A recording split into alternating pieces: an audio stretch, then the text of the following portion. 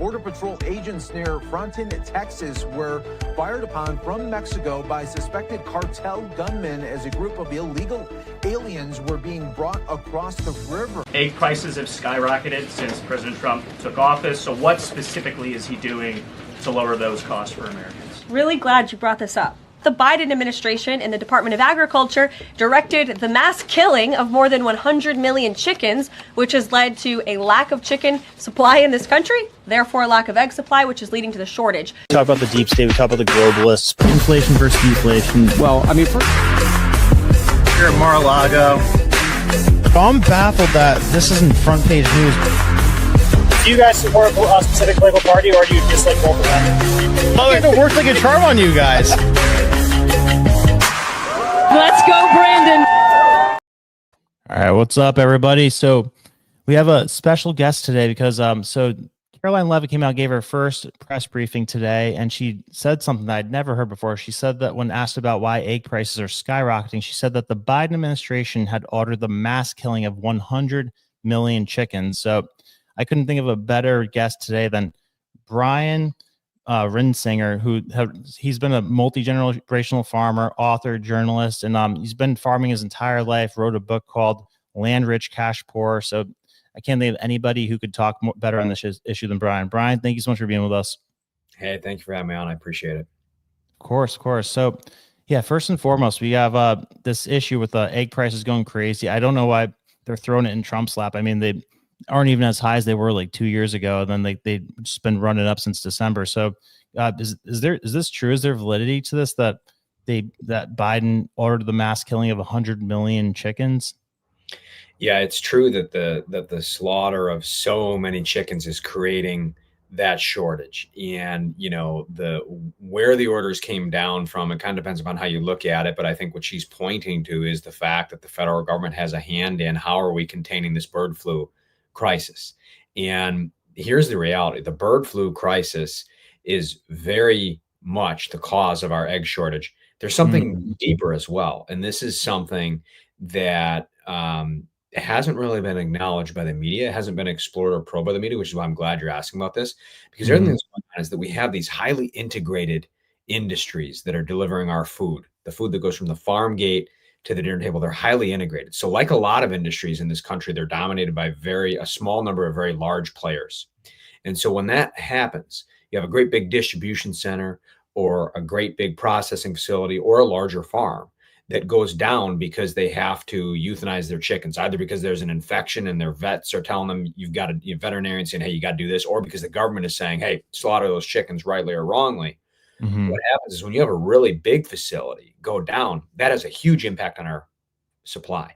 If we had a world that had more small family farms providing more eggs and other products locally and regionally, in addition to our national food supply chain, this wouldn't affect us so much. If we had the ability for the small American farmer to deliver more crops and products to people locally and have people know where their food comes from, we would have a world where, bird flu is going to affect, some of the bird population, but it doesn't have to wipe out as many chickens as it has. Whether they ought to have been wiped out or not, we don't have to have it that way. If we were to have the small family farmer be a bigger part of this solution. Right. So how frequently does something like that happen where the government just comes out and says, yeah, you have to take out this many animals from these areas for this reason? Is that like a rare thing? Is that something that happens all the time? And like, who's deciding that? Yeah, that's a great question. I don't know how much is going to happen going forward. We'll see, if they change their practices and what else the Trump administration decides to do about that.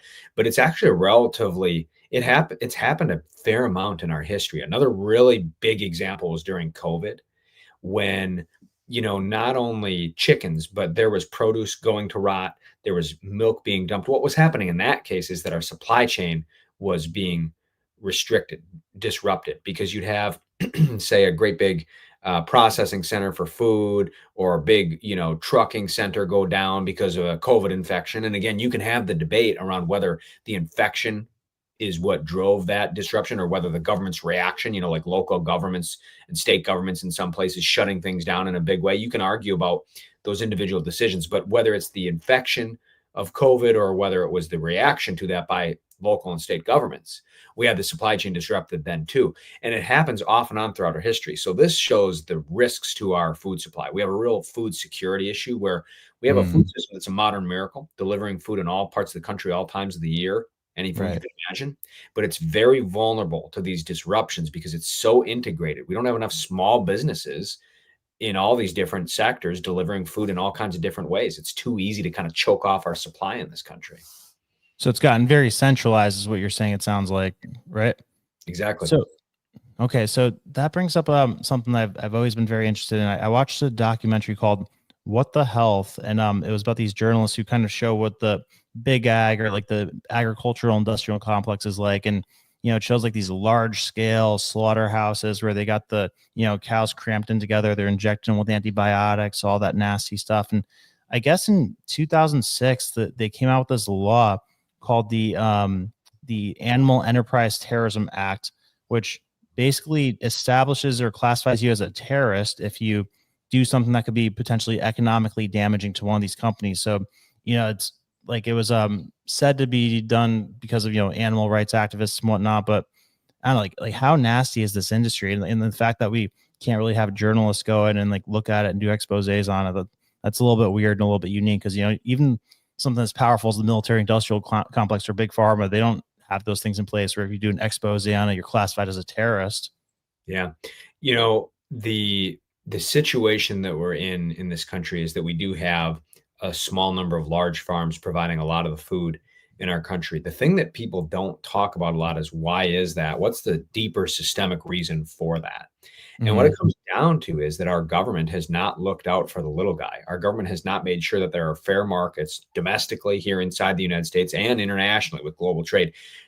Our government hasn't made sure that there are fair markets for the little guy, for the average family farmer or small business on Main Street to be able to compete. It's been big government and big business that we've been rushing toward. And so what you see with larger farms, to be honest, is you've got farms that are trying to keep up with the larger agribusiness companies. You got the agribusiness companies trying to keep up with the larger food companies.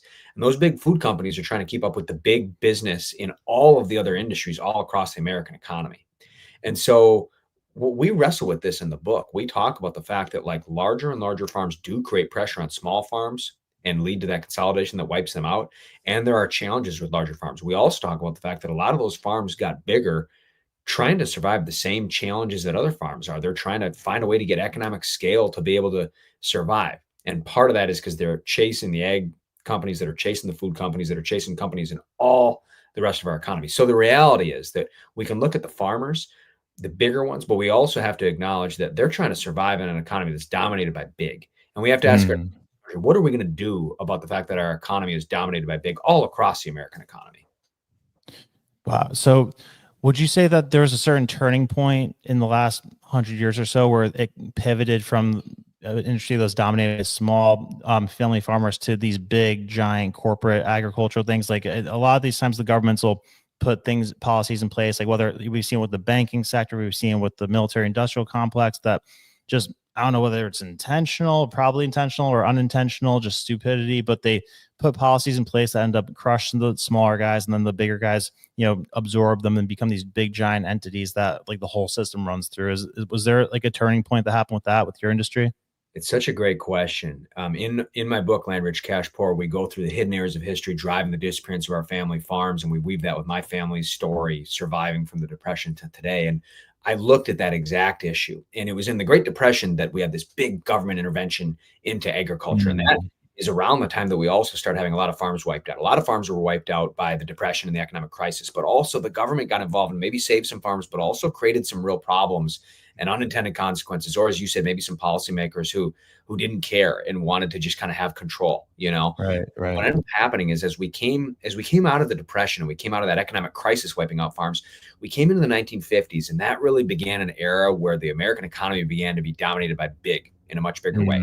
Bigger government, bigger business that was needed to be able to meet the demands of government. And so we started to have industry after industry begin to be dominated by bigger and bigger companies. And so the 1950s is really when your average small American family farm began to run into the whole idea that our economy was dominated by big. And that has continued every decade since, through economic crisis and through times of prosperity. And in fact, in the 1950s was one of the most severe times in terms of farms being wiped out. It was like, even though it was a really good economic time, right? People remember that as they recovered from the Great Depression, post-World War II. This is like economic prosperity for America. And it was. But we lost like 22% of our farms in just a 5-year period. Wow. Because of moving into this world where we decided our whole economy, not just agriculture, our whole economy was going to be dominated by big. So the agriculture economy had to keep up, and we lost a lot of farms along the way. So what's this situation where like it's an interesting industry where you don't hear a lot of industries that have to be subsidized to the degree that farmers do, or like I've heard the government has to pay farmers to destroy crops to keep prices at a certain level, where, you know, most industries you're trying to make the product as cheap as possible, but in this industry, if the product gets to a certain level, then it could wipe people out if it gets low enough, right? Yeah, so the destruction, other than when you've got like when there was bird flu and other things, when there was deliberate destruction, they say to contain a disease. The time where they really were paying farmers to destroy crops was really in the Great Depression. And they were plowing under crops, they were destroying crops, and they were trying to bring the supply down to increase the price for farmers. It's all kinds of government efforts to manipulate things. By the way, it was happening at a time when Americans were starving. We were destroying food at a time that Americans were starving, right? Incredible. Yeah. It reads like a dystopian novel, you know? But what has happened in the years since is, after you had that government intervention, it's like Ronald Reagan said, you know, the closest thing to eternal life on this earth is a government program. Once you start it, it's very hard to get people to withdraw it. And so that has just continued and continued. And the situation we have with farmers now is this: taxpayers are rightly asking, where's our money going? What's it doing? And then small family farmers are saying, where's this support that's supposed to be out there? You know, whether it's right or wrong, whether it was a good idea or a bad idea, the support is supposed to be going to family farms.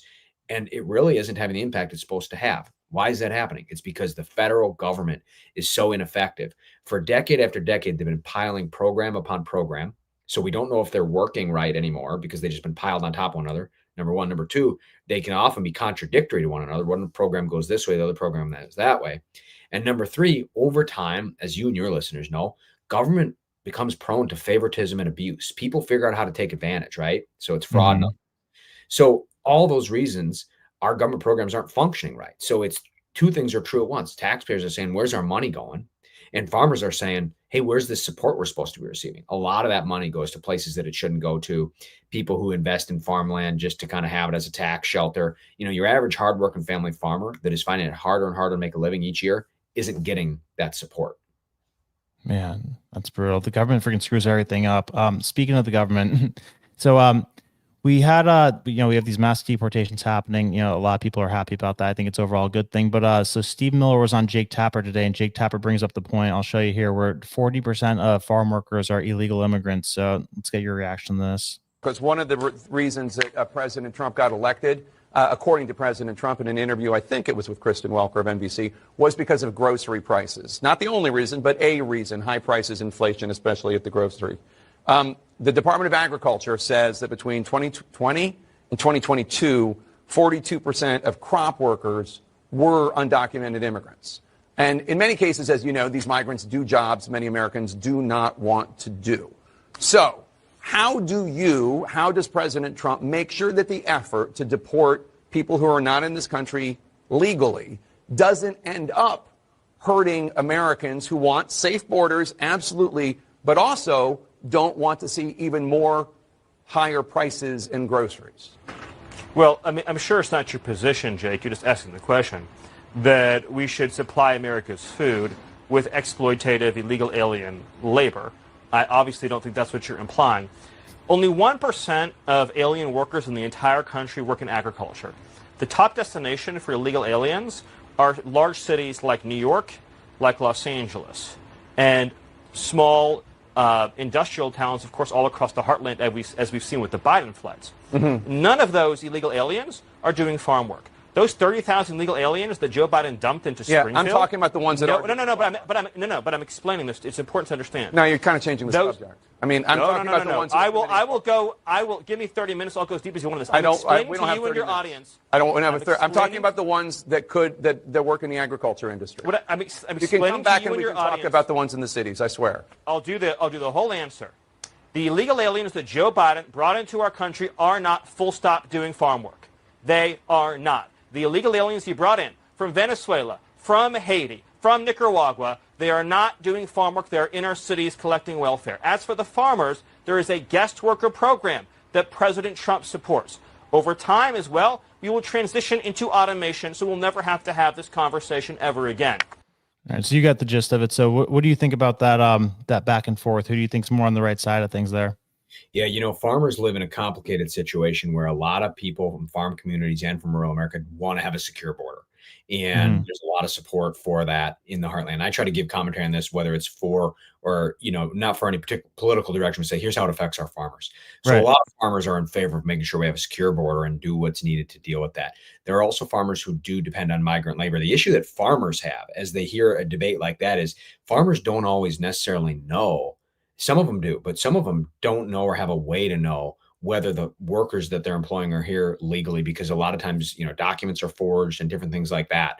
And so it's a difficult position for farmers to be in, where there is in the short term some level of impact where losing that workforce, some of it is perhaps legal and won't be, affected by this, but some of it is, people who don't have a legal status to be in this country.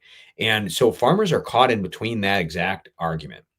And I do think that the solution is having Washington roll up its sleeves and do something that it has failed to do for decades at this point, which is address the border issue in a comprehensive way.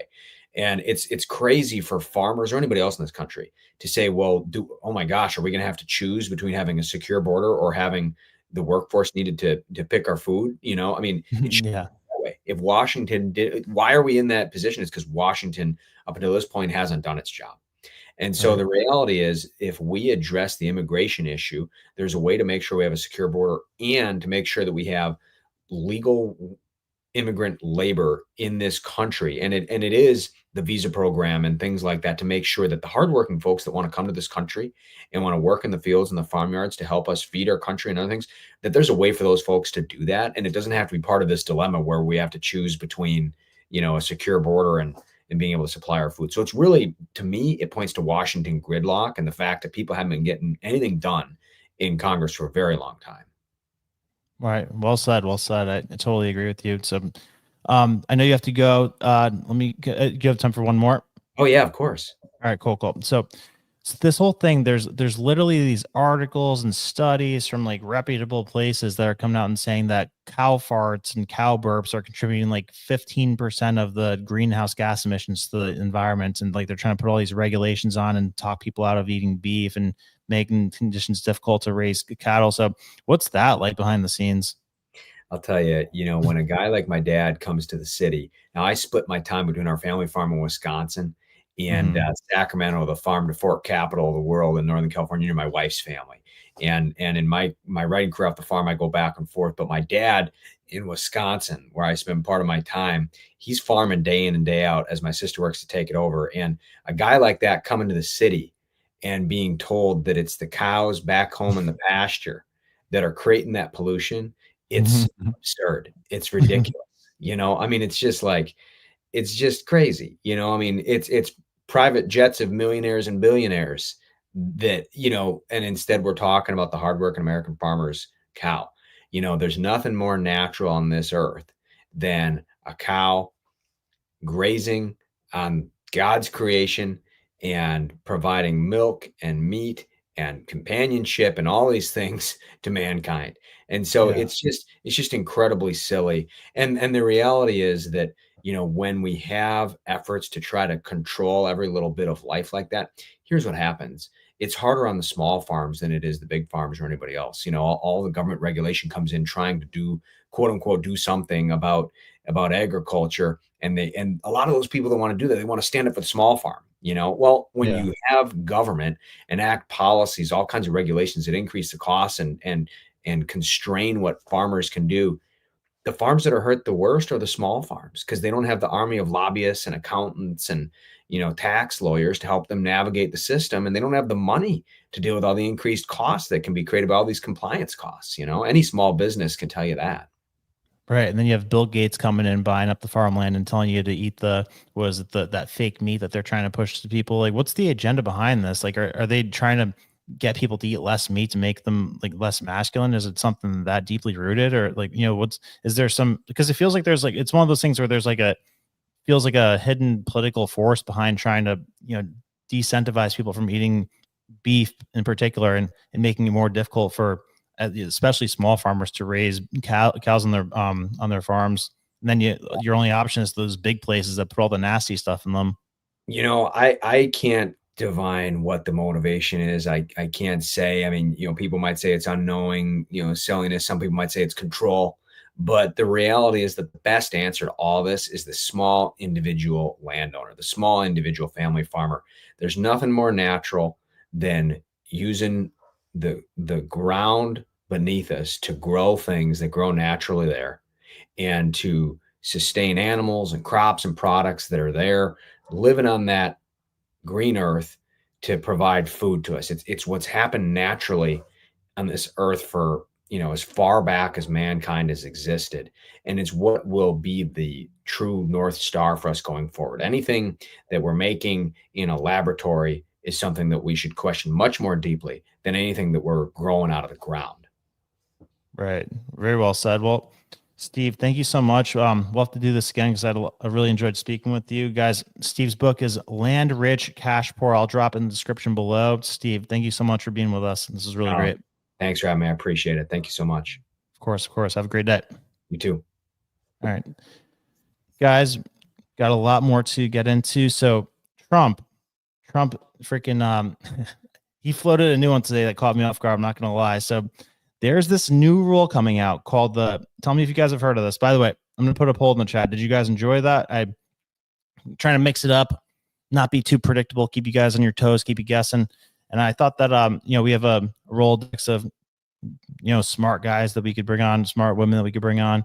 Thought that was a good fit for today with what's going on with egg prices, because that's like the only ammo that the other side seems to be trying to fling out, saying that it's Trump's fault that egg prices are going up. So thought that could be cool. But there was this really, really, really cool, the MOO Act of 2025. Thank you, Jay. Glad you loved it. All right. So you guys hear of letters of marque and reprisal? The letters of marque and reprisal idea? This is freaking sick. So this is something that a senator floated out today that could be a way to fight the cartels without even having American soldier boots in the ground. Check this out. A novel approach. It's based on the Constitution with the letters of marque and reprisal. Explain to us how you think the Constitution enables people to actually help solve this problem for America. The Constitution in Article 1, Section 8, Clause 10 gives Congress the power to issue letters of marque and reprisal. Those are basically hall passes, if you will, issued by Congress that allows the person bearing it to engage in acts of piracy on the high seas, with the understanding that any loot they're able to bring back, loot that not contraband, can be liquidated, sold, it could then result in a windfall, in a prize award of up to half the value of what they bring back into the United States. Look, these were used for centuries by sovereign nations, and they could be used again, particularly whereas here we've got these organizations operating inside of our southern neighbor country, Mexico, and wreaking havoc not only on that country, but also on the United States. Privateers, as they're called. Private actors could go in and try to deprive them of some of their assets. Things like gold, cash, I freaking love whatever this. else they might use as a transfer of value in a substitution of cash. We're talking Any equipment militias. that might be valuable, if they can bring it back into the United States, if they make it back, they can keep half of the proceeds from that. That's an approach that we ought to consider. It's an old approach, but for us it would be new because it hasn't happened in a long time. So just to follow up on this, Senator, somebody like an Eric Prince and Blackwater So great. could go after the Sinaloa cartel, seize those assets and bring it back to the United States, and they get to keep half the loot? Yes, that is exactly right. They could go in How there, they could freaking cool do is that? And Eric Prince and Blackwater, and there are many others out there that could do these things. This is an approach that would allow us to avoid putting any U.S. boots on the ground The U.S. government doesn't have any liability with it. They just do this with the understanding that if they can make it back into the United States safely, then they get to keep half the proceeds. Guys, do you realize how freaking powerful this is? What they're saying is that they're floating the idea of giving anybody in the United States the legal authority to roll on into Mexico, find the cartels, take them out, take their shit, bring it back, and get paid for it.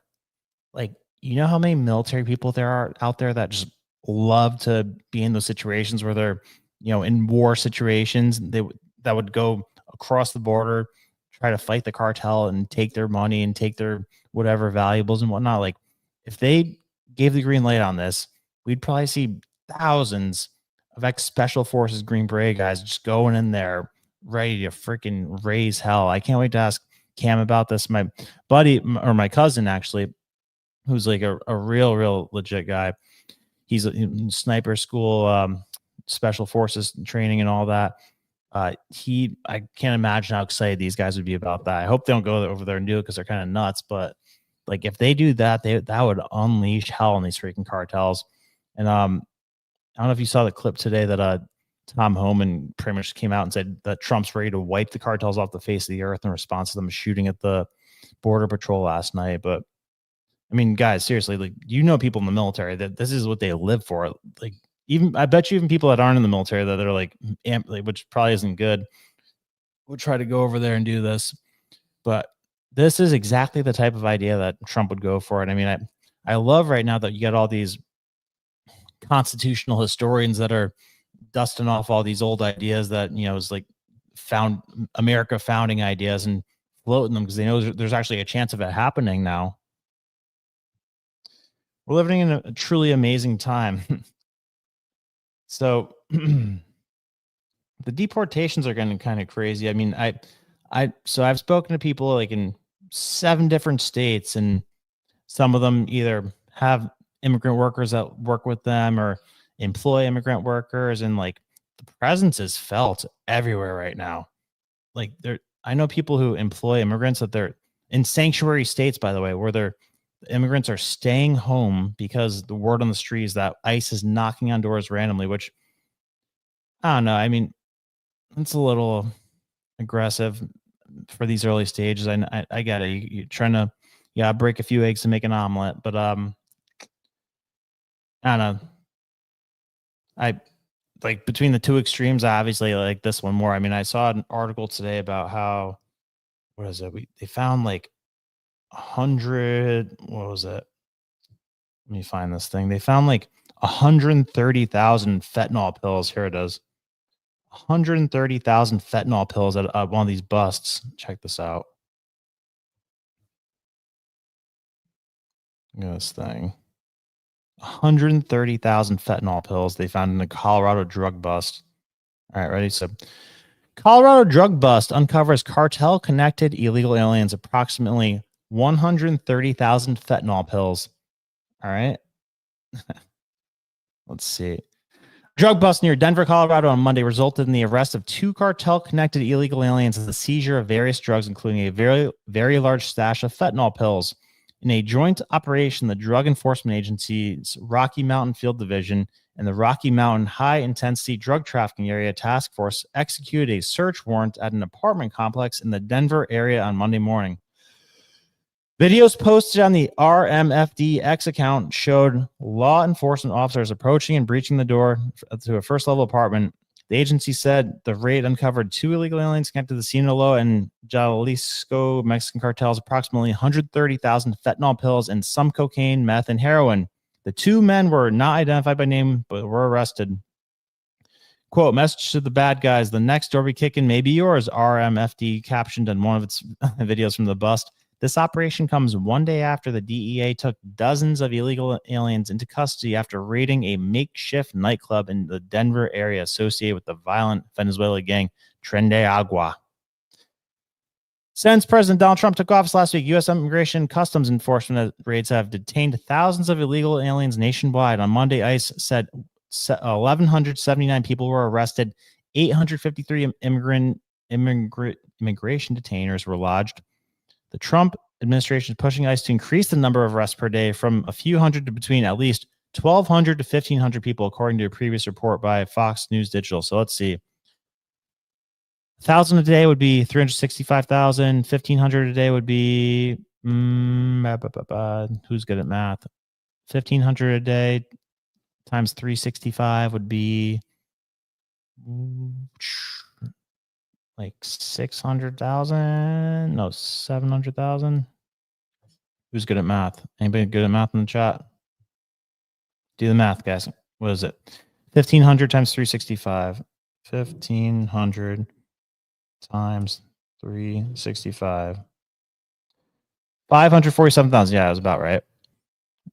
But that's still not even putting a dent in it. We like, what is it? 20 million came here in the past years, 10 to 20 million. So let's see. What would 10 million divided by 365 be? 10 million divided by 365 would be, 1 second, doing the math on my calculator here.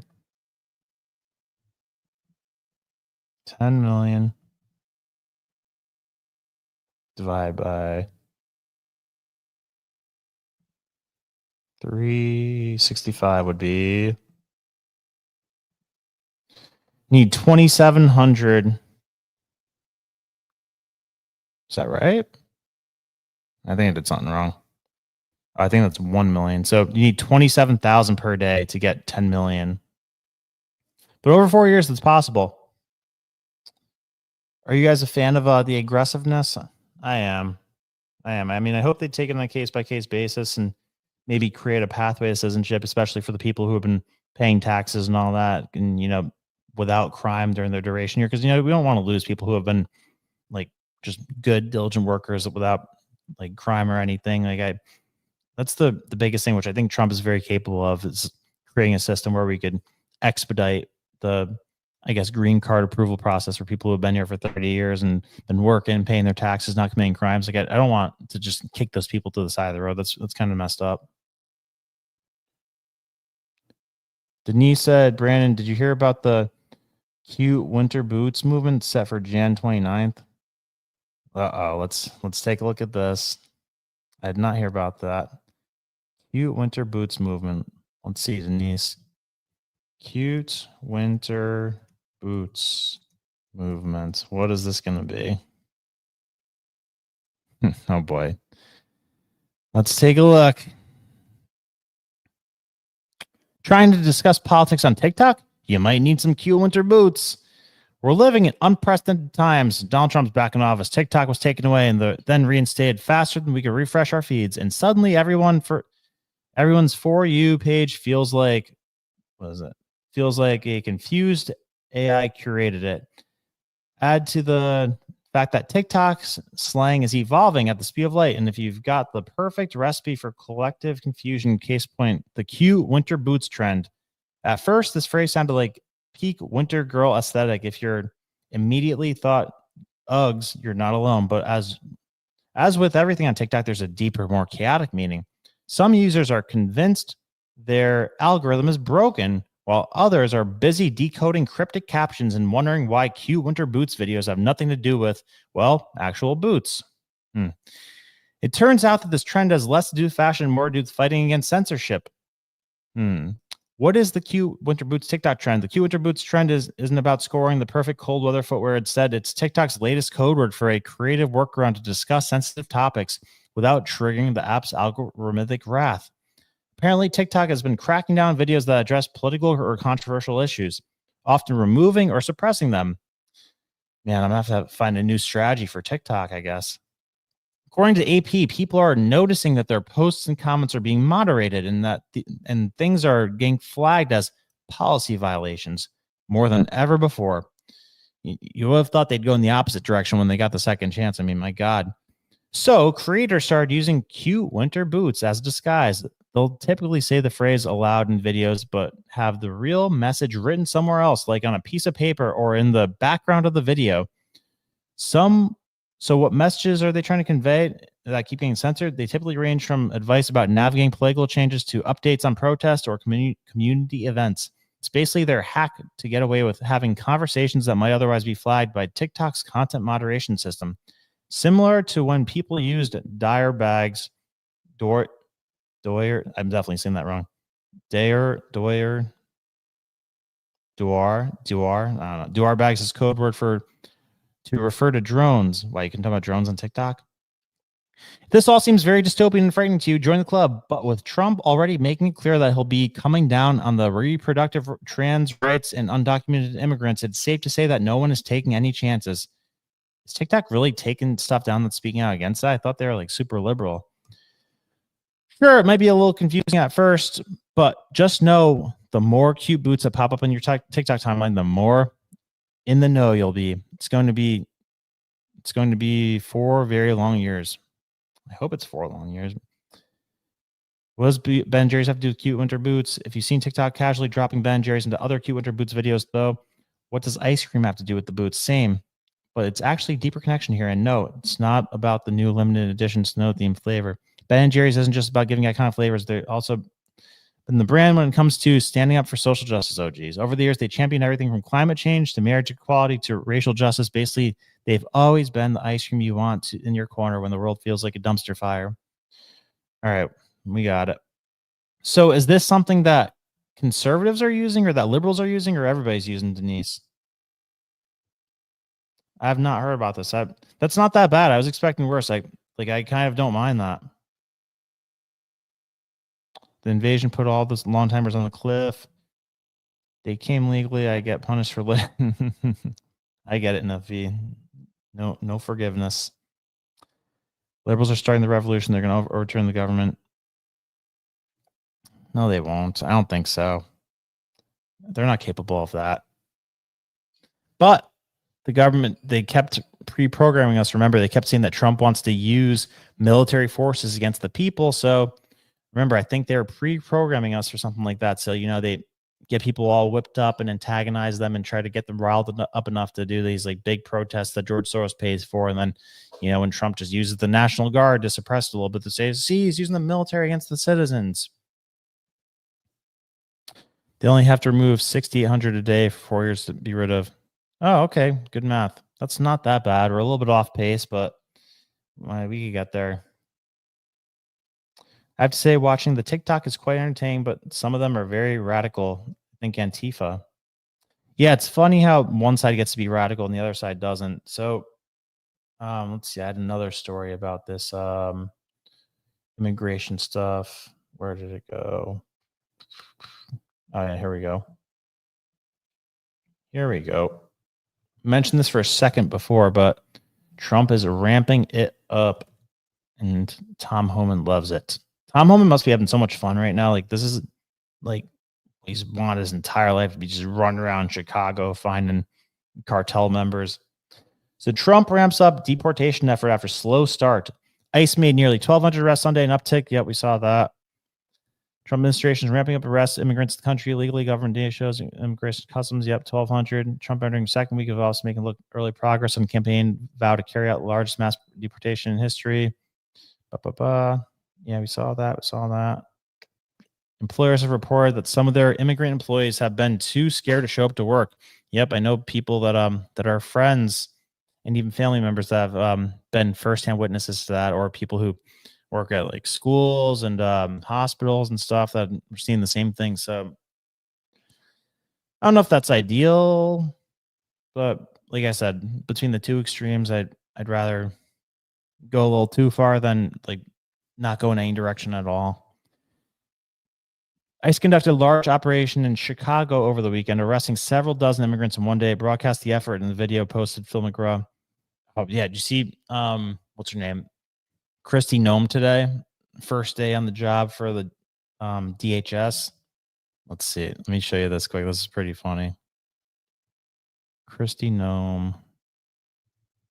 She is ready to go. Like, just like this is the first thing I thought of. I mean, I'm sure a million people have said this, but if Kristi Noem is willing to shoot her dog for freaking going into the neighbor's yard and killing its like chickens or whatever, if she's willing to shoot her own dog for doing that, like imagine what she's willing to do to an illegal immigrant for coming into our country and killing Americans. I would not want to be on the receiving end of that. So Here in New York City this morning, we are getting the dirt bags off these streets. Here in New York City this morning, we are getting the dirt bags off these streets. yeah, she's ready to freaking go. Oh, trending now. Hegseth orders removal of Milley. Good. That piece of shit. Defense Secretary Pete Hegseth has revoked General Mark Milley's security detail and security clearance. Hegseth is now planning on demoting the general. Hegseth also ordered the removal of all Pentagon portraits of Milley. Well, freaking done, Pete. Thank you for that. Like, this guy is very high up there on my list of people that I despise, like straight up traitor. I mean, I think that they have some real sick, twisted blackmail on this guy for the way that he acted. Are there any videos of him saying anything about it? Oh yeah, you remember this. Everybody's seen this. The white rage. Is first of all, on the issue of critical race theory, etc. I'll obviously have to get much smarter on whatever the theory is. No. But I do think it's important, actually, for those of us in uniform to be open-minded and be widely read. And the United States Military Academy is a university. And it is important that we train and we understand. And I want to understand white rage, and I'm white, and I want to understand it. So what is it that caused thousands of people to assault this building? Oh, shut up. That's such good news. I love that. So are we going to have a problem with this RFK or Tulsi Gabbard appointment? I saw the betting lines today that RFK, I think was an 80% chance to get in. Tulsi was down to 50, even lower than Pete Hegseth was at one point. Is she going to have a problem getting in? I'm going to put that in the poll. Is Tulsi Gabbard going to have a problem getting confirmed? Let's see. Let me ask you guys.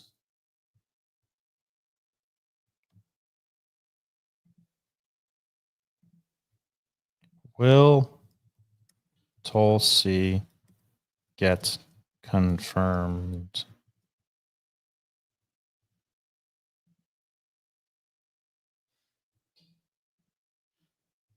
Here we go. Yes, no. All right. While you vote on that, got some more crazy stuff. So Trump is offering to buy out all federal workers. I love his freaking ideas. So check this out. So all these annoying federal workers who are just lounging around. Oh, by the way, you know what? Just to tee this up, I have to show you this video. I have to show you this video of what this federal worker said. Oh, please tell me I have this ready to go. I have it somewhere.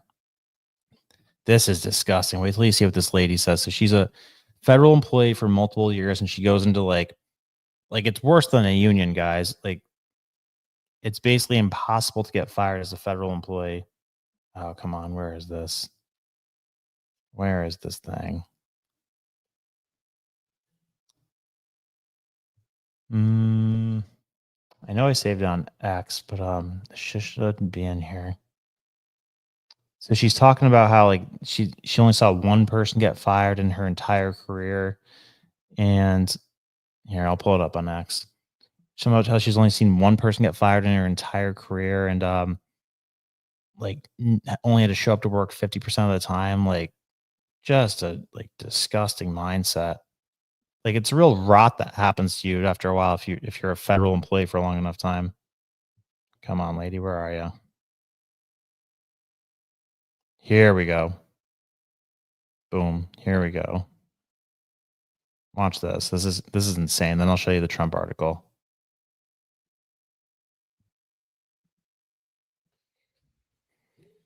I used to be a federal employee, and I'm going to tell you why I don't feel bad for federal employees being forced to come back into the workplace.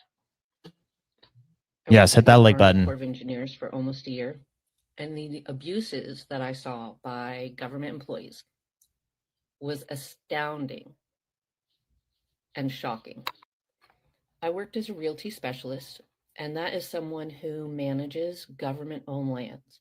So when farmers and ranchers lease land to graze cattle, we would manage that.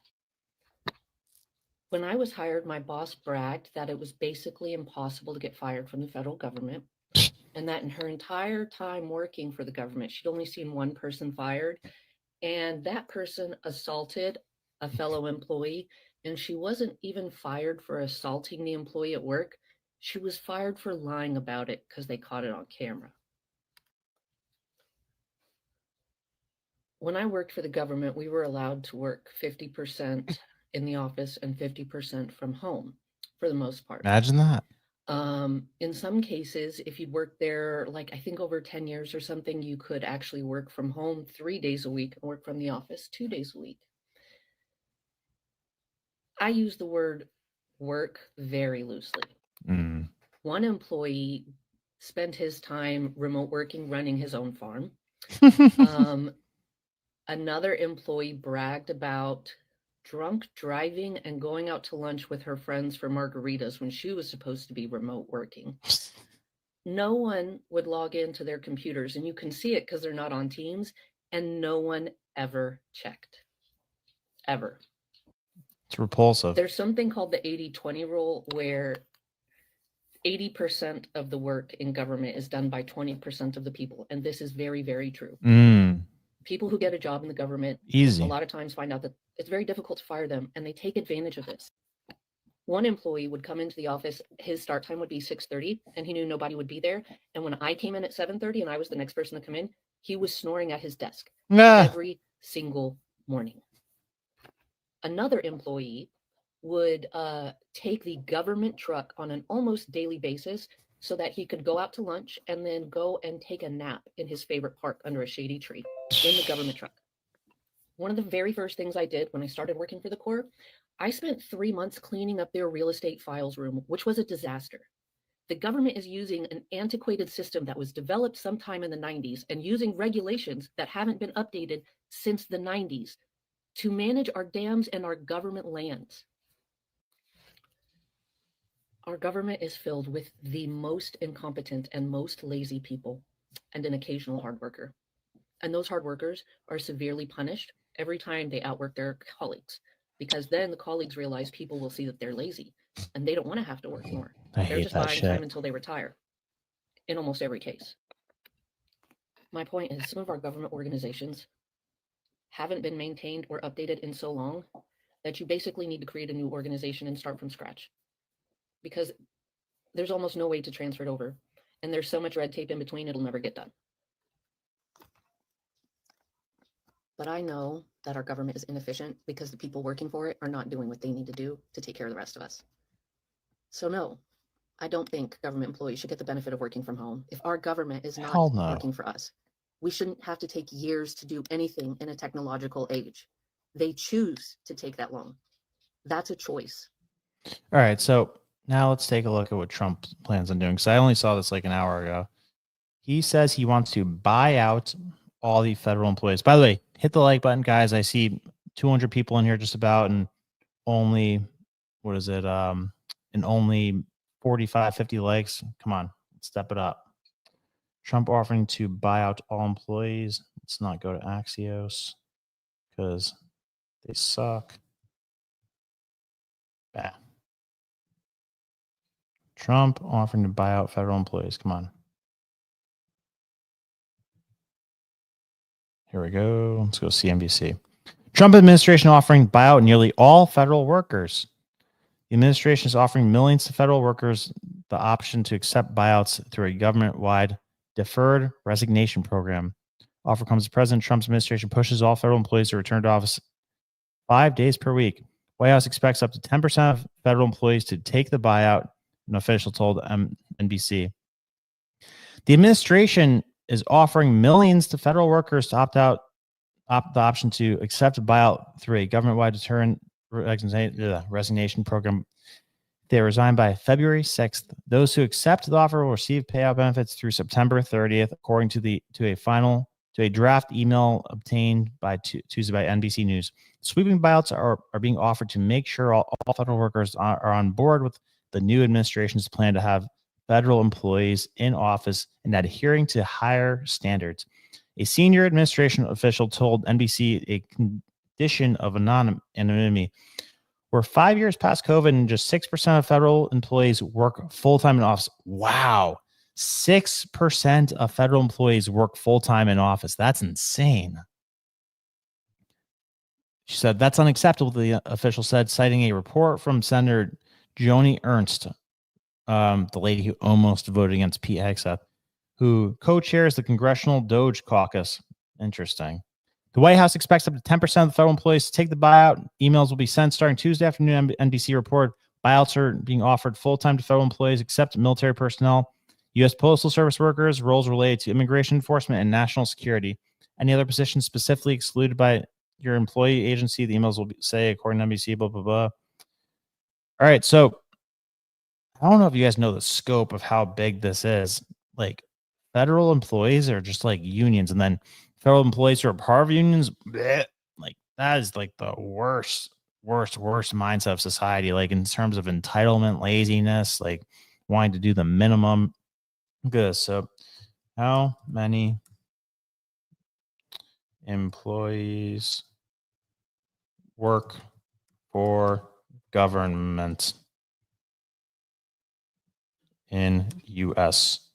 All right. 3 million people. I thought it was more than that. Federal government.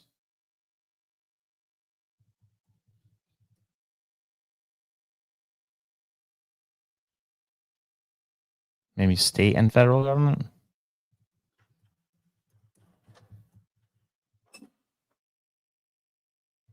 There you go. 20 million. So here, total government employees by year. Look at this. Oh, wow. It isn't even like peaking right now, but 40 years ago was, what's that, 14 million?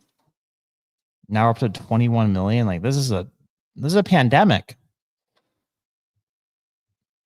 When did it peak? It peaked in 2020. Interesting. Look at that. 2009 doesn't even drop off after 2008. What does that tell you? That, you know what, this is fascinating. It doesn't drop off in 2008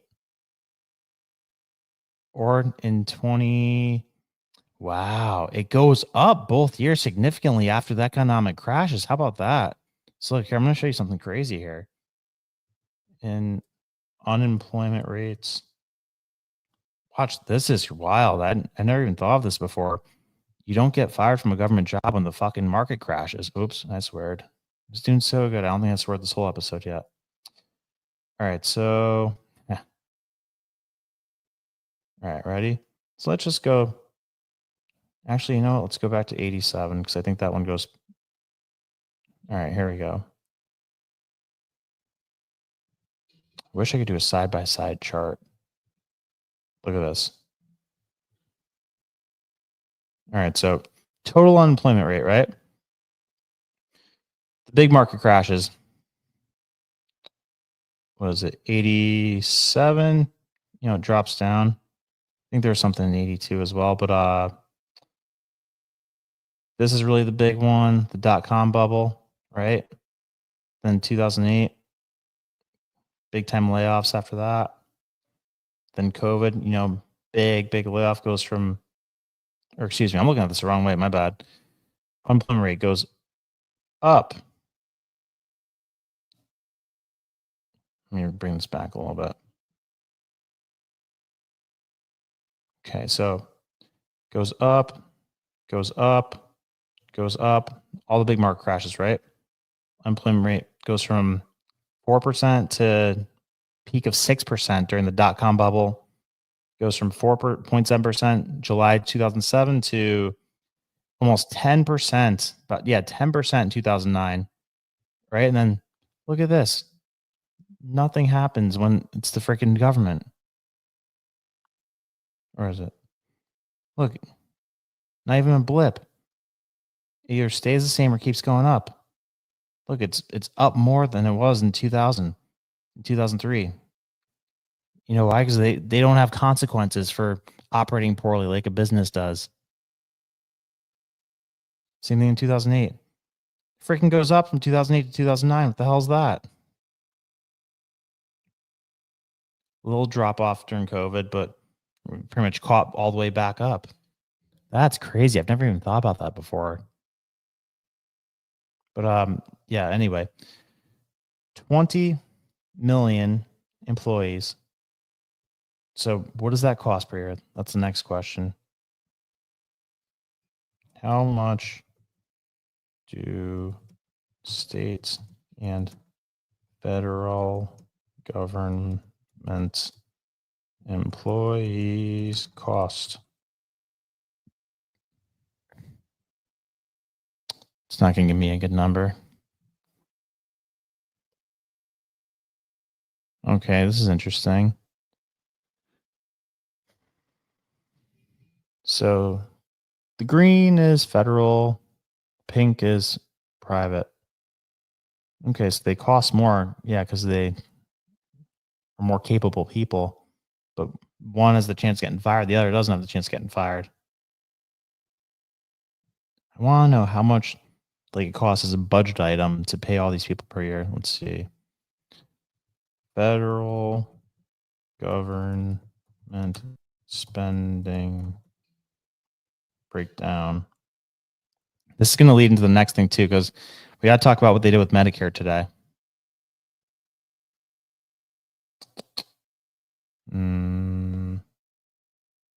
This one sucks. Where's the freaking good charts that show the breakdown?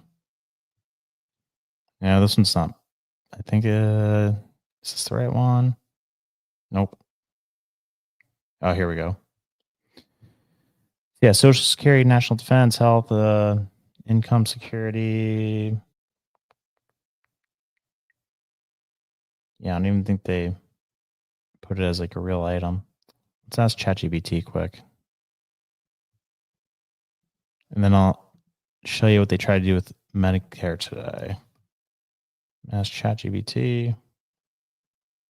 How much do state and federal employees cost the U.S. government?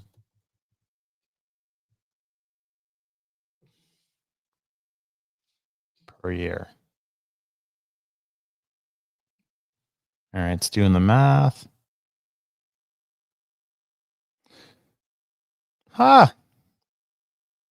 Adding the federal and state local costs together yields an estimated annual expenditure of approximately $2.7 trillion. What? Oh, I gotta show you this. Didn't think it was gonna be that high.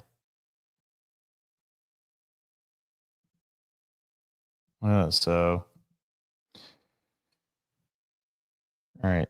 I said, how much do state and federal employees cost the U.S. government? Determine the cost, state and federal, analyzing comprehension data, blah, blah, blah. Average cost,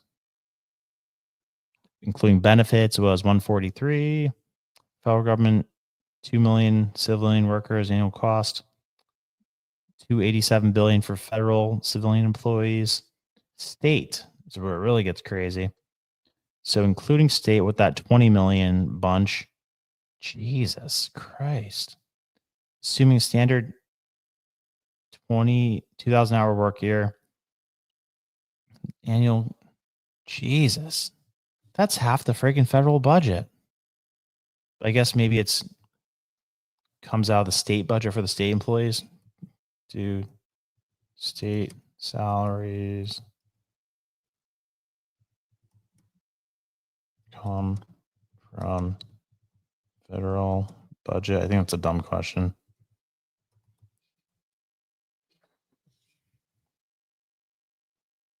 Partially.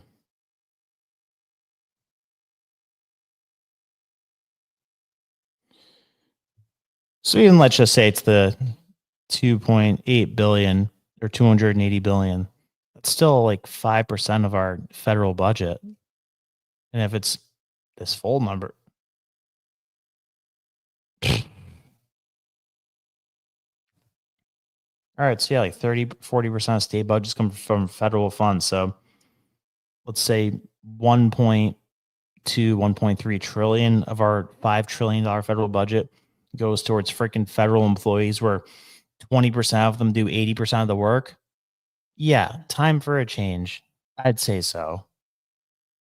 Now, speaking of wasteful spending, let's talk about Medicare real quick. So Trump got everybody all freaked out today. He, in his what he was trying to do got blocked by a judge because they're saying it was causing chaos, blah, blah, blah. You might have seen Chuck Schumer talking about it. I'll show you that real quick. So here, check this out. So Trump was trying to freeze federal spending. Let me fix this thing. All right. So judge blocks federal assistance freeze after chaos over Medicaid and other funding. White House sought to pause trillions of dollars in federal assistance. Oh, by the way, did you guys see about the $50 million a year going to condoms in Gaza, supplying Gaza with condoms? Yeah. There's not even 50 million people there, I don't think. A judge temporarily blocked the implementation of a sweeping White House effort to pause potentially trillions of dollars in federal grants, loans, and other financial assistance programs, a directive that created chaos as states struggle to access funding portals dealing with Medicaid, emergency aid, and low-income education and nutrition services like food stamps and welfare.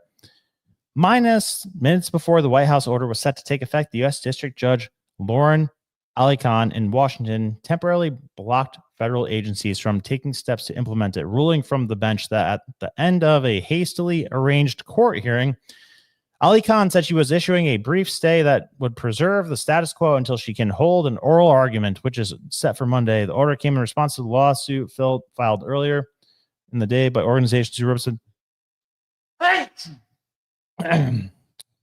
who represented, where did I go? Sought to assess the impact of the order issued that night by White House Office of Budget Management, which set temporary pause to grants to give agencies time to review spending priorities. Let's see, does it give us a breakdown of the spending? So here's an example. Connecticut's Medicaid payment system has been turned off. Doctors and hospitals cannot get paid. Senator Chris Murphy wrote on X, and freaking drama queen. Massachusetts Attorney General Andrea Joy Campbell said her state had tried to draw $41 million in Medicaid funds Monday and hadn't been able to obtain it yet. And there's much more of this. And Chuck Schumer had a whole song and dance about it. Let's see. I'll pull up his video while I pull up the old chart to show just how, like, Medicare, Medicaid might be the biggest, messiest, dirtiest pile of money in the world.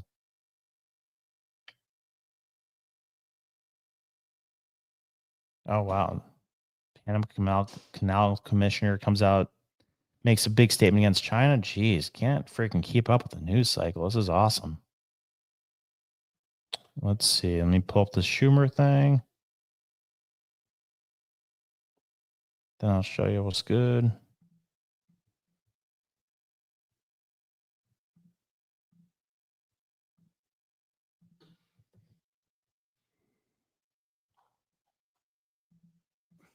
President Trump plunged the country into chaos without a shred of warning. The Trump administration announced a halt to virtually all federal funds across the country. In an instant, Donald Trump has shut off billions, perhaps trillions of dollars that directly support states, cities, towns, schools, hospitals, small businesses, and most of all, American families. This is a dagger at the heart of the average American family in red states, in blue states, in cities, in suburbs, in rural areas. It is just outrageous. Oh, wow. Funds for things like disaster assistance, local law enforcement, rural hospitals, aid to the elderly, food for people in need, all are on the chopping block in this new administration. Why? Here we go. They need tax cuts for the ultra wealthy, and these cuts, they think, will fund them. Every one of our offices has been deluged with calls from people who are in panic. What is this going to mean? What if I have a hospital that has people on life support? What are we going to do? And just like the January 6th pardons, this decision is lawless, dangerous, destructive, cruel. It's illegal. It's unconstitutional. I spoke to my attorney general this morning. She's head of the State Attorneys General Association. They're going to court right away on this horror. Or This, shut up. plain and simple, this is Project 2025. Oh, here we go. Project 2025 by another name. They knew how unpopular Project 2025 was, but the right-wing ideologues are still in control. So they had to do it in a different way, but it has the same consequences and will have the same horrible, negative, overwhelming reaction from the American people. And who is going to be the implementer of this? None other than the chief cook and bottle washer of Project 2025, Russell Vought. Putting someone like Russell Vought at OMB, the architect of Project 2025, is a huge danger sign to America. So you got that, but then you got stuff like this. Where is she? So then you got stuff like this. He wants to complain about that. Oh, you're hurting people, taking their money away. But then we find bullshit like this that we're trying to parse through. Doge, just during this pause, Doge and OMB have actually found that there was $37 million that was about to go out the door to the World Health Organization, which is an organization, as you all know, that President Trump, with the swipe of his pen in that executive order, is no longer wants the United States to be a part of. So that wouldn't be in line with the president's agenda. Doge and OMB also found that there was about to be 50 million taxpayer dollars that went out the door to fund condoms in Gaza. That is a preposterous waste of taxpayer money. So that's what this pause is focused on, being good stewards of tax dollars. Just during this pause, Doge and OMB. Insane. So, like I said, Medicaid, Medicare, probably the biggest, dirtiest piles of money in the world. Like, it's bigger than defense. Like, the Department of Health and Human Services gets 1.6 trillion a year. Even defense doesn't get that. Defense gets like 900 billion. So, like, you know, a book you should read is called The Price We Pay. And it talks about how, like, you know, you always hear about these scams of doctors making tens of millions of dollars by, like, with like the fake appointments and like fake surgeries and everything. Like, there's a million like super easy scams that doctors do all the times with the Medicare, Medicaid stuff. I mean, like, FDR screwed this country up beyond belief with what he did with Social Security. That's more Medicare for like old people who have to be on, you know, have like medical assistance. But Medicaid, that's straight up for poor people. That's like medical welfare. And yeah, like, I get it. Like, the medical stuff's such a disaster in this country. Like, it's absorbently more expensive than it should be. And there's a lot of reasons for that. Like, a lot of really like fixable reasons that that's the case. We can get into that another day because that's like an hour-long conversation. But I'm just trying to find this chart that I always like to show about the government spending and showing how big a percentage of it the medical is. Government spending, government budgets. Let's see. Come on, give us the goods.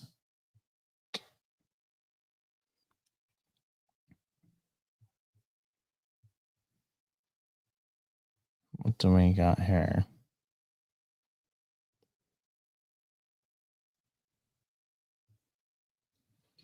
All right, here we go. Here we go.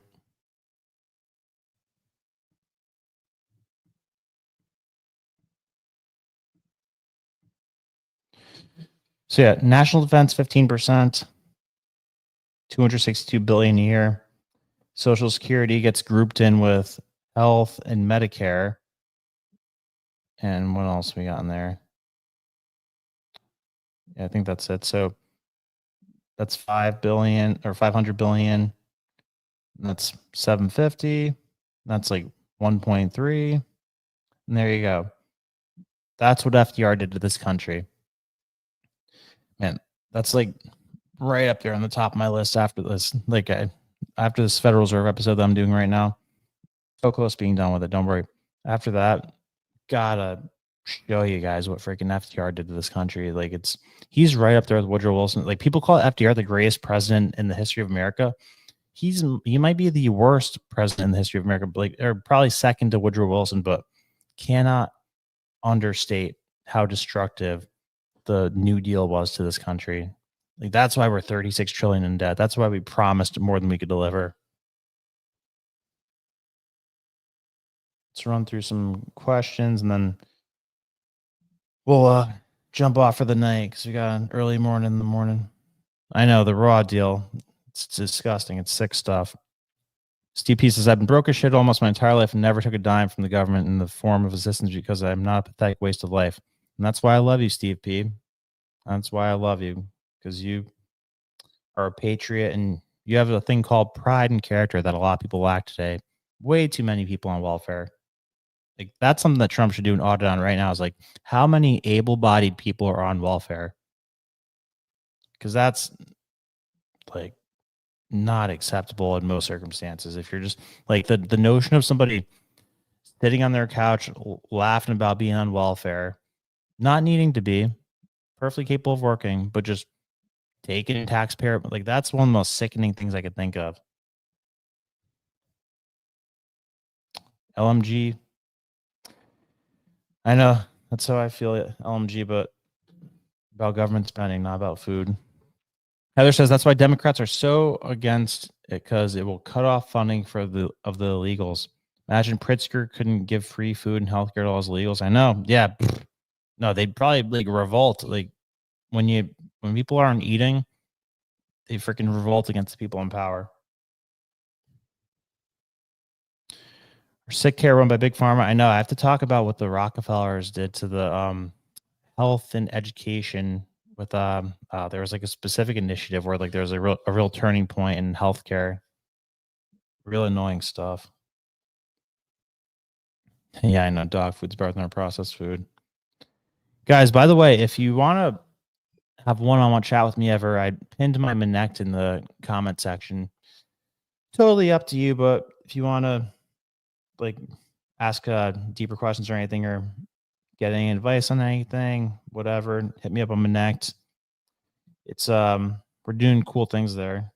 It's gonna be a big thing. They're very proud 2025 must not be that bad. I know, if they were like advocating for it, I'd be more concerned. So I have a question for you. Do you read the chat? Because I have an interesting take on the chicken story, but I don't know if you're reading this. I'm reading it right now, Pablo. I'm not going to be on here for much longer because, we got things to do. But if you message within, I'll give you 2.5 minutes. We're at 1:12:20 right now. If you send your question before 1:15, we'll jump into it. I like Russ Voigt. He used to be on Bannon Worm a lot. Russ Voigt, I don't know who that is. I gotta look that up. War crimes. You guys have a lot of good suggestions. I am making a list. I screenshot everything you guys suggest to me, and I'm actively writing it down. New York has been known for decades to be a totally corrupt state in its political party. What is he talking about? I know. Schumer's like the ultimate freaking sleaze slime ball. Let's see. Did Pablo jump back in here? Will Rothschild died in the LA fire. Get out of here. Really?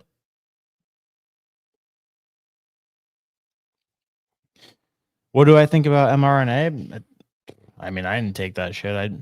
I said to my boss literally, like, at my last job when I worked in the private sector before I started doing YouTube and media and got to Valuetainment, they said, hey, you're gonna have to take it if you're gonna want to stay at this job. I'm like, listen, you could put a freaking gun to my head and threaten me, or you give me $1 billion, but like, in neither one of those situations, I won't take that shit, because I don't want to have to worry about what's in me for the rest of my life. So I'm very worried about it. Very worried about the people who I know who took it. That's how I feel about it. I feel like I'd be speculating if I said I knew exactly what it was, but like, there's a whole lot of data that shows there's a whole lot of concerning things that are going on.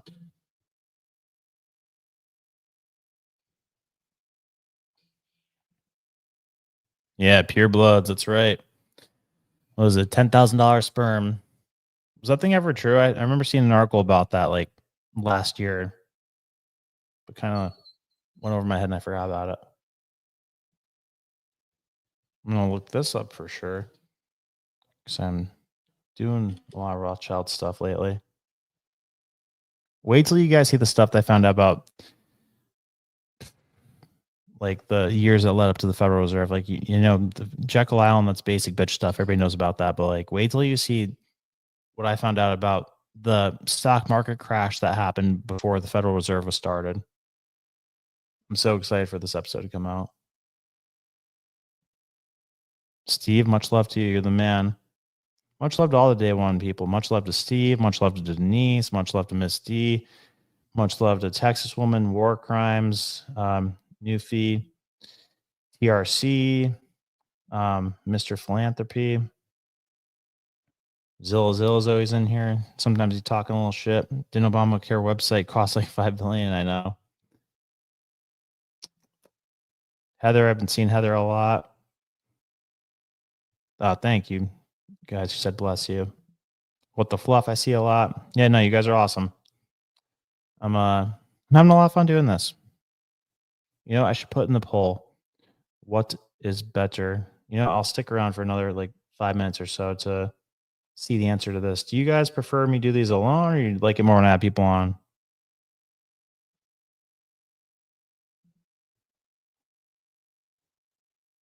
Let's see. Create a poll.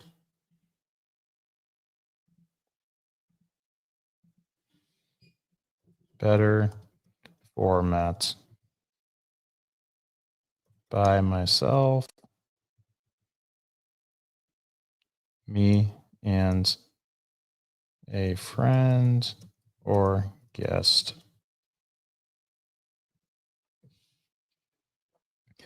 All right. Now we get to know how you really feel about me. All right. 100% for me and a friend or guest with one vote. 75-25. Oh, it's getting interesting. Yeah, I think that I see the direction this is going. But hey, I'm open to whatever works better. We're in experimentation.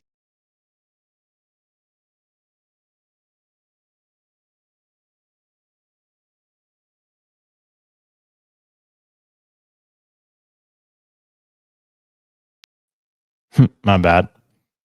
Yeah, like I said, we are in experimentation mode. So interested to see how that turns out.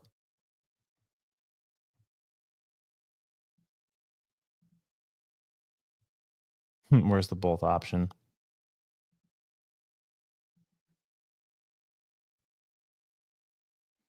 Steve, I know you're down for whatever. You're a homie.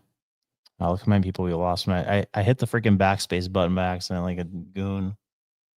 All right, let's see what this thing's at. 64th. Oh, wow. I'm getting smoked right now by myself.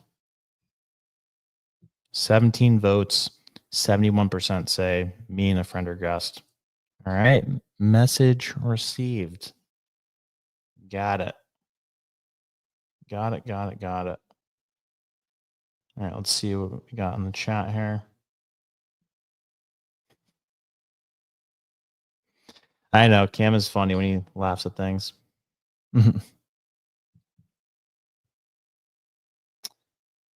Oh, Denise, I know.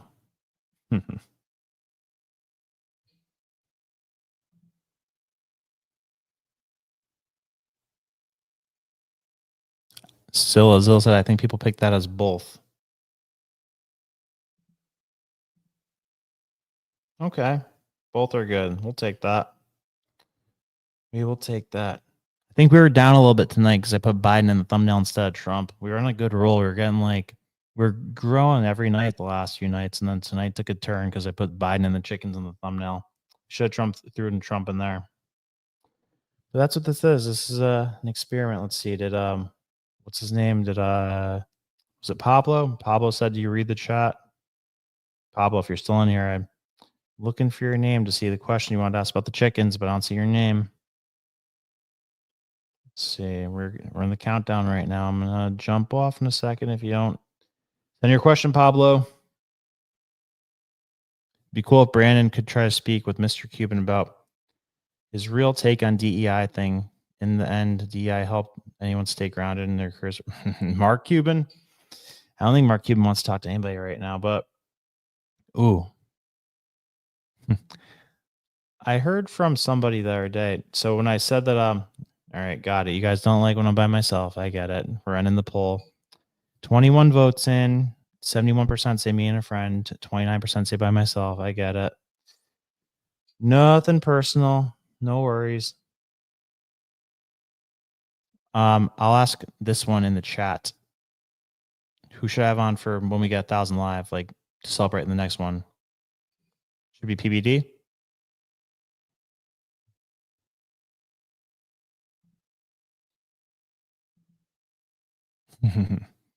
I know, Heather. No worries.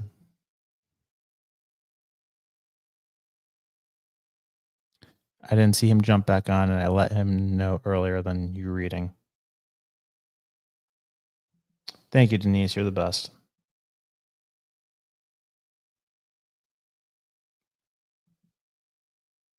Adam.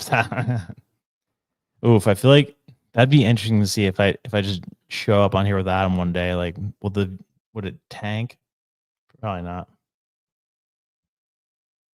I'll do the poll tomorrow. Don't worry. We were tailing off when I threw that up. So as always, guys, love you. We're got something going here. You know, every day this is a interesting new twist, but I'm enjoying this. I hope you guys are enjoying it too. Hope you're getting value out of it. Hope you're getting entertainment out of it, because we're valuetainment. Hit me up on Minnect if you want to talk one-on-one. Turning 30 this weekend, and I'm trying to not think about it too much. But I'm still going to do a podcast or a stream on my birthday all throughout the weekend, even if I do it from my freaking car on the cell phone. I'll do it because I said every calendar day this year I'm going to do something. So thank you for watching. Love you. God bless. See you tomorrow. You know, we talk about the deep state, we talk about the globalists, inflation versus deflation. Well, I mean, Here at Mar-a-Lago. I'm baffled that this isn't front page news. Do you guys support a specific political party, or do you dislike both of them? Oh, it worked like a charm on you guys. Let's go, Brandon.